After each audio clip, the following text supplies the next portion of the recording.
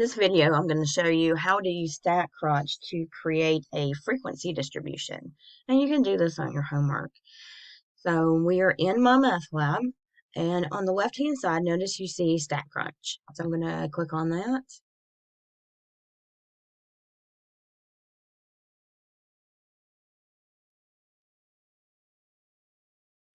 And we're going to click Statcrunch website. It's going to open it. And I'm going to go to Open Statcrunch.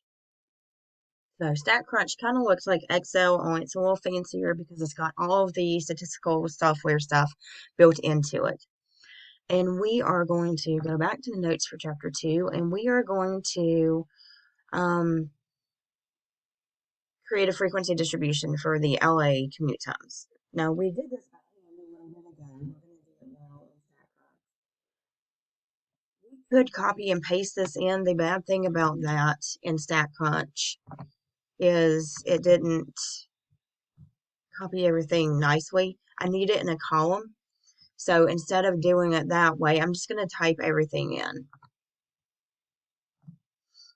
I'm just going to open a blank one, and I'm going to go in, and I'm just going to type everything in, and I'm going to pause the video. That way you don't have to see me type that in. And when I type, just to FYI, to make it easier for me to catch mistakes, I like to go down the column. So I go 18, 20, 10, 18, 20, 10, and then 25, 45, 45. And then I'll just do that for every column. So now I've got all of those commute times typed in, and they're in one column. So let me show you how to get Statcrunch to create that frequency distribution.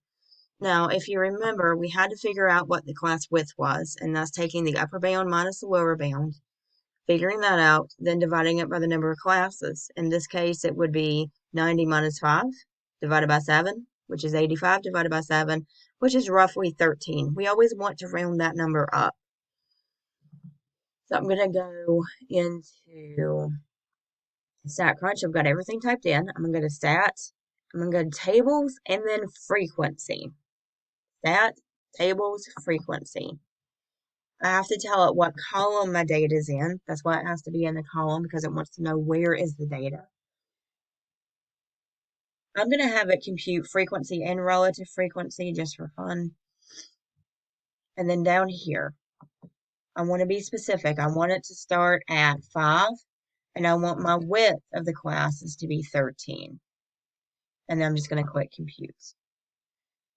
So you can see that we've got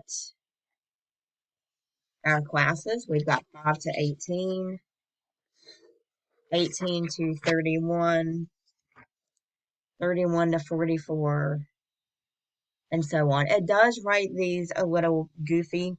When we did this, we had 5 to 17 and then 18 to 31. So the way this reads, it's not, 18's not included in that first class. It's up to 18. And then this is 18 up to 31, but not including 31. 31 would actually be in this class. 31 to up to 44, and so on. You can see our frequencies, same thing we got when we did this by hand in the notes just a little bit ago. And then there's our relative frequencies, taking this number and dividing it by the total, which that total was 50. So that's how you can use Statcrunch to come up with a frequency distribution. It's just remembering what this means, and that this upper bound is not included in that class.